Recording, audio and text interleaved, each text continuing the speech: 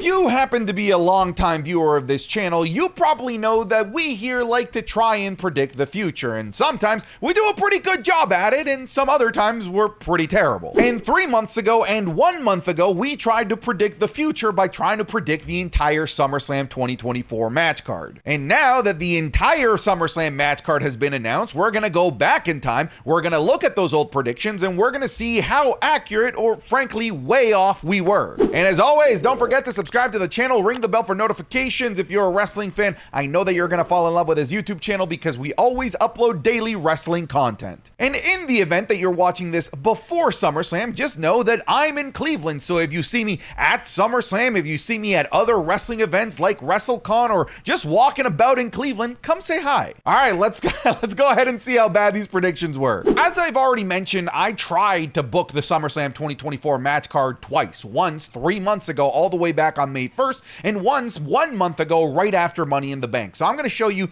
both attempts. The one after Money in the Bank is significantly better because the picture was a lot more clear as to where SummerSlam 2024 was going to go. But my first attempt, I'm just going to tell you and warn you right now, it is wildly off. In my first video, I said that the main event of SummerSlam was going to be none other than Cody Rhodes versus the final boss. It's going to be Bloodline Rules, The Rock. And I really thought that this is the route that the WWE was going to take, considering they spent like 45 minutes flirting with each other in the Monday Night Raw after WrestleMania, and The Rock said that they were going to dance at some point or another. Their paths were going to cross, and I didn't think that it would be WrestleMania 41, albeit this is definitely a WrestleMania-worthy match. However, I do feel like the clock is ticking in terms of availability for The Rock, so I figured the WrestleMania 41 is possible that it could be The Rock's final WrestleMania, and I think that it's likely reserved for The Rock versus Roman Reigns. So if we're gonna get The Rock versus Cody Rhodes, and it's not gonna be at WrestleMania, I figured a good place to have this would be at the second biggest show of the year,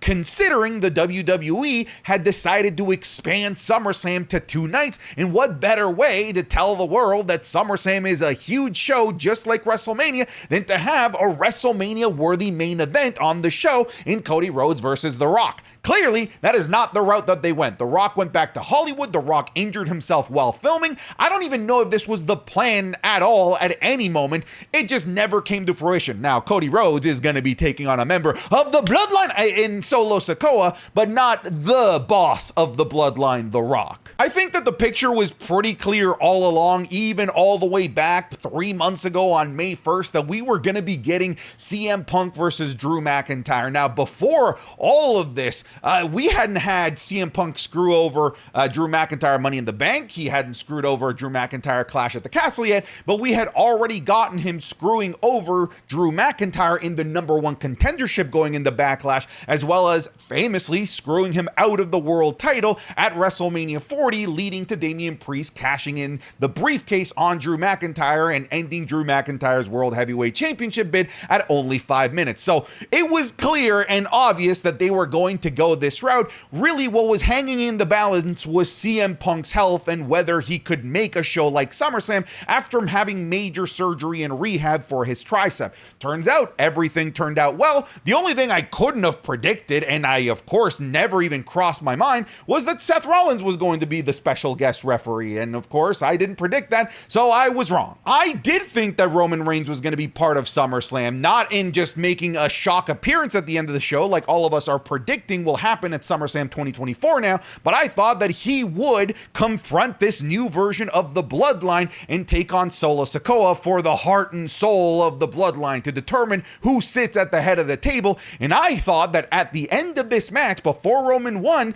that The Rock would come out and screw over Roman Reigns, thus setting up that WrestleMania 41 match that I was telling you guys about. I do think that we will at some point, likely like Survivor Series, Royal Rumble, or maybe some Saudi shows, that we will get Roman Reigns versus Solo Sikoa. That to me is very clear and obvious. Now, when I made this prediction, Solo Sikoa hadn't brought in Tonga Loa. He had brought in Tama Tonga and kicked out Jimmy Uso, but he hadn't destroyed the Wise Man by putting him through the table. So he was on his way to becoming what he is today, but he wasn't even close to being there. But yeah, this isn't happening at SummerSlam, but it will happen at some point. I'm confident of that. This was mostly wishful thinking. Back 3 months ago, we didn't have any indication that this is where things were going to go. But at the time, Logan Paul was directionless. LA Knight was directionless. I just figured you take the two, you put them together in a match that everyone has been dying to see for a very, very long time. And albeit we didn't have any sort of indication that we were going to get this match, I felt like it was a very strong likelihood that Logan Paul would get a big marquee match against a guy that people actually want to see him wrestle, because this is a show in an arena in a town that he himself helped bid for in Cleveland. And when it comes to a United States Championship and when it comes to Logan Paul, there's no bigger opponent that people wanted to see him up against even more than LA Knight. Like, that opponent just doesn't exist. And although there weren't any clues back then, this is where we ultimately ended up going, but I still feel like it was obvious. So I don't really particularly feel proud about predicting this correctly because it just feels like it was obvious all along. Here's where I'm wildly off, kind of, because I thought that we were going to be getting Jey Uso versus Gunther for the World Heavyweight Championship. I was convinced. I was ready to sell my house. I was ready to sell all my earthly possessions, and I was willing to bet my ass off that Damian Priest would not reach SummerSlam as the World Heavyweight Champion. I was certain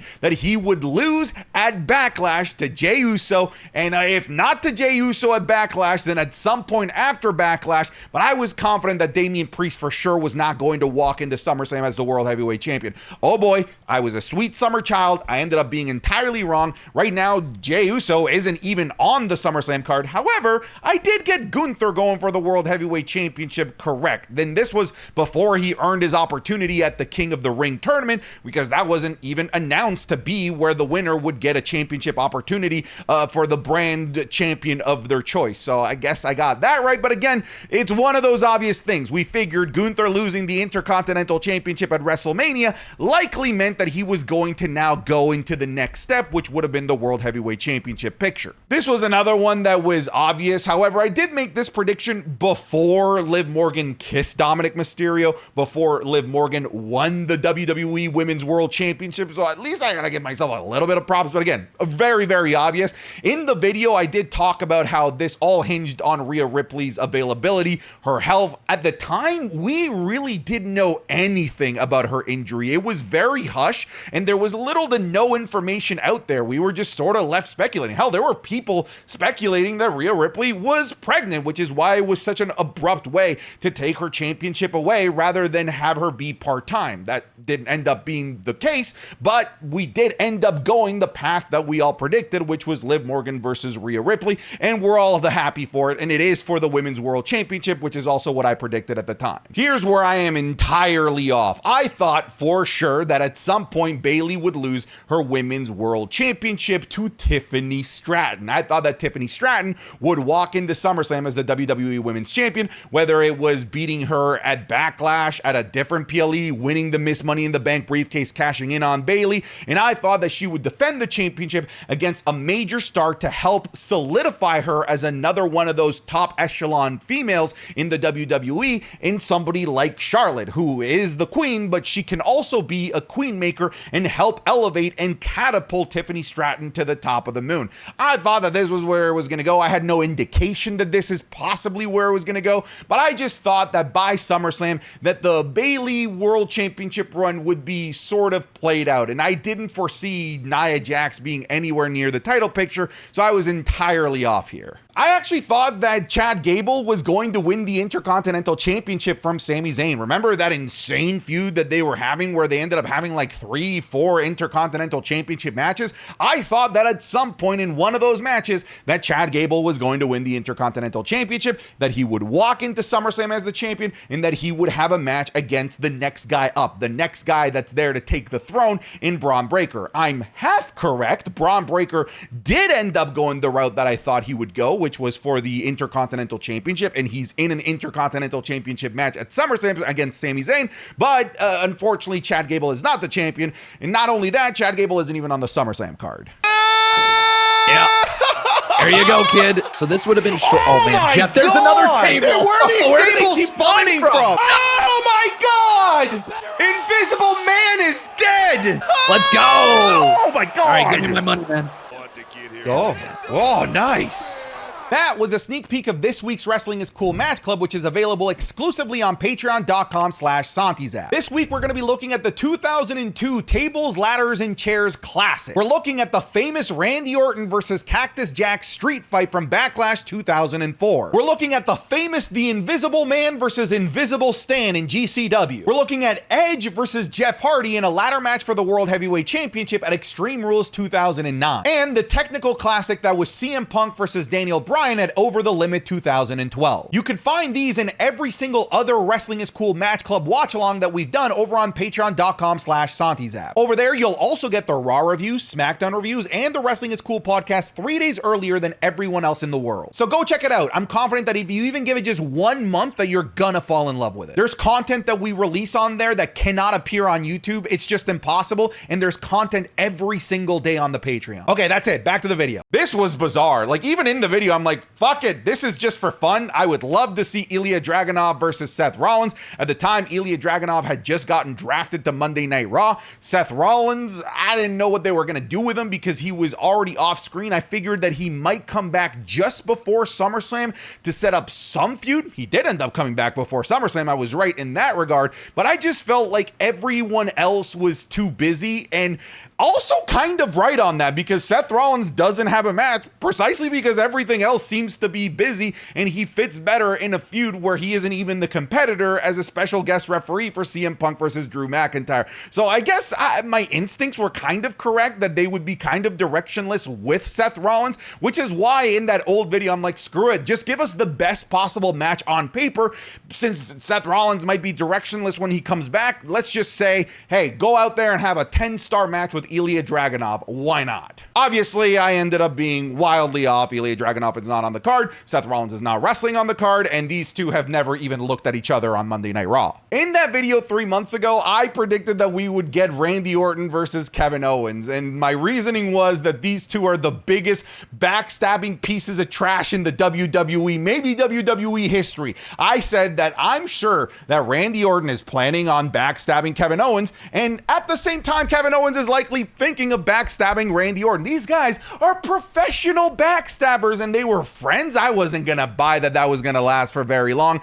This is not anywhere where it went. They're not even on the card, which is shocking to think that Randy freaking Orton doesn't have a match at this year's SummerSlam. Here was my second attempt at booking SummerSlam, and this is a much better attempt considering this was 1 month out and I had way more information. I did say that we would get Bayley versus Nia Jax. This is nothing to celebrate. This was basically already announced by the time that I made this video because we had already finished Money in the Bank. Bayley was still the champion. At this point, Nia Jax had already won the Queen of the Ring tournament, which guaranteed her a championship opportunity at SummerSlam. The only thing that could have changed this between when I made the video and SummerSlam was somehow Tiffany Stratton getting herself involved, or maybe cashing in before SummerSlam and taking that championship away from Bayley, making it Tiffany versus Nia Jax, or maybe a triple threat, Tiffany, Nia Jax versus Bayley. That was really the only external factor at play, and it almost came to play. Tiffany teased the idea of her cashing in, but it never ultimately ended up happening, so we got the match that we all expected. I made this video literally a day after CM Punk screwed over Drew McIntyre and prevented Drew McIntyre from cashing in his Money in the Bank briefcase, so again, obvious, we knew it was gonna go there, so this is nothing that I need to spend time on. Plus, I'd already predicted it in the video 3 months ago. 1 month ago, this wasn't confirmed, but we knew that this is where they were gonna go because LA Knight had a pinfall victory over Logan Paul in the triple threat match to qualify for the Money in the Bank ladder match.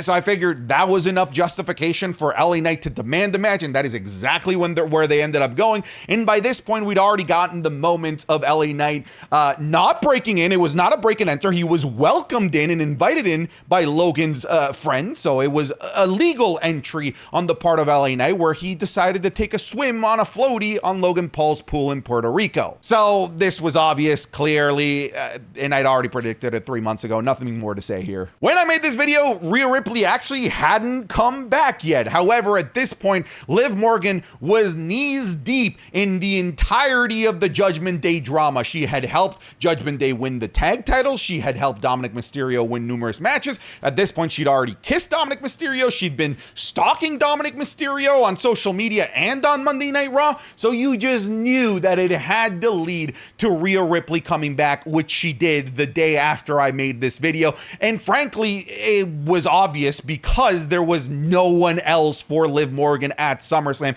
Really, the option was Liv Morgan gets left off the SummerSlam card or she's on the card with Rhea Ripley, because there was no one else to build a feud around. The closest thing was Zelina Vega. She had a thing going there with her, but that didn't really materialize into much. And Io Sky was busy in Japan. So all of the women that could really circle the main event scene weren't really in the main event scene at all. So it was just a waiting game for Rhea Bloody Ripley, and she ended up coming back and we got the match that we all wanted. When I made this video, Solo Sikoa had just pinned Cody Rhodes. So to me, it was clear and obvious that this is where they were going to go. I figured that Roman Reigns was going to be a surprise for SummerSlam. I'm still expecting that to be the case. So nothing much to say here. It is a big departure from what I said 3 months earlier, where I thought it was going to be Cody and The Rock and Roman and Solo Sikoa. But I do think that it's still going to lead down that path at some point inevitably. My Intercontinental Championship prediction was off, but just because I added more people that ended up being in the match. I had Sami Zayn versus Braun Breaker, which is the match that we're getting. However, I didn't think that they would run it again because Sami Zayn beat Braun Breaker so definitively at Money in the Bank that I figured that this is a great opportunity to stack the SummerSlam card with other big talented names like a Sheamus, like an Ilya Dragunov, and taking those two major names and great workers and putting them into the Intercontinental Championship picture in the event that you wanted to put the title on Braun Breaker, but for whatever reason want to protect Sami Zayn from taking a pin, because Sami Zayn has been like the most protected guy since WrestleMania. Understandably so. Some of you guys get really mad at it, but don't forget that this is the guy that ended Gunther's streak. He should be strong.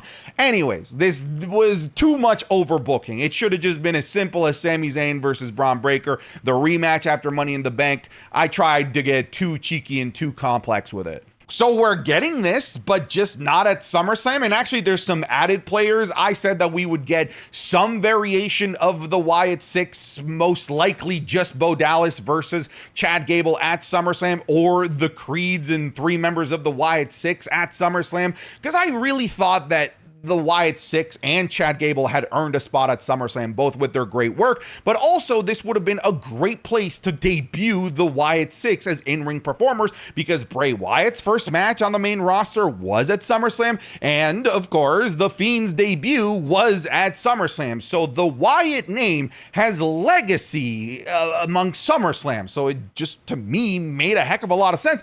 Plus, this was a feud that you'd been building for like 2 months up to this point, and we're getting it on Monday Night Raw, which is great. The Raw after a major PLE, I'm sure, is scheduled to be a big show, but I feel like this was worth having a match at SummerSlam, considering you have time for a Jelly Roll concert in the middle and a 3-hour pre-show. Not that I wanted this on the pre-show. You could have had the Jelly Roll stuff on the pre-show and then made time for this match at SummerSlam, in my opinion. Come on, you thought this was going to happen too. These two had a moment backstage at Money in the Bank, Tiffany Stratton and Trish Stratus, and come on, this was a perfect matchup, and this wouldn't have been, you know, the youngster versus the legend that can barely go. We have recent evidence that Trish Stratus is still him. She's still her. She's still a beast with her awesome feud against Becky Lynch that culminated in what I still think is one of the best cage matches of all time at Payback 2023. So we know recently that Trish Stratus can go. And of course, we know that Tiffany Stratton is one of the best workers in the company. I feel like you put these two together,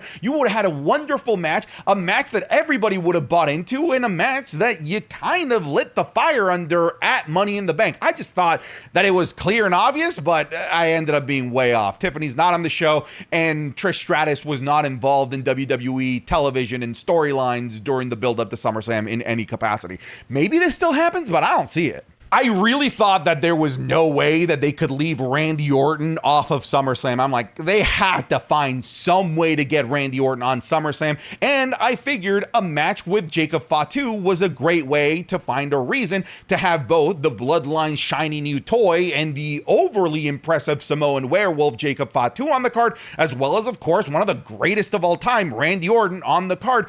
Both of them are missing the show, which is such a shame. At the very least, Jacob Fatu has a tag team match the night before SummerSlam, and a match that I think that he's going to win. So I think that he's going to have gold soon enough. But I think it's a tragedy that both of these guys are missing the show. And last, and of course, certainly not least, was my booking of the World Heavyweight Championship match between the champion Damian Priest, Seth Rollins, and Gunther in a triple threat match. Again, I keep saying that I just did not think that Damian Priest was ever going to make it to SummerSlam. And once he won at Money in the Bank, because of all of the shenanigans that happened with Drew McIntyre cashing in, Seth Rollins not being the one that ate the pin, instead it was Drew McIntyre, I figured that Seth Rollins had all of the justifications to insert himself into this match, and I just didn't buy the star power of a match between Damian Priest and Gunther to be at SummerSlam. I figured they're going to insert a bona fide, main eventer, a guy that is a known commodity in Seth Rollins to really help spice this up. Instead, they ended up doing the much better thing, which is to spice up the feud between Gunther and Damian Priest with great storytelling, and now I'm all bought in,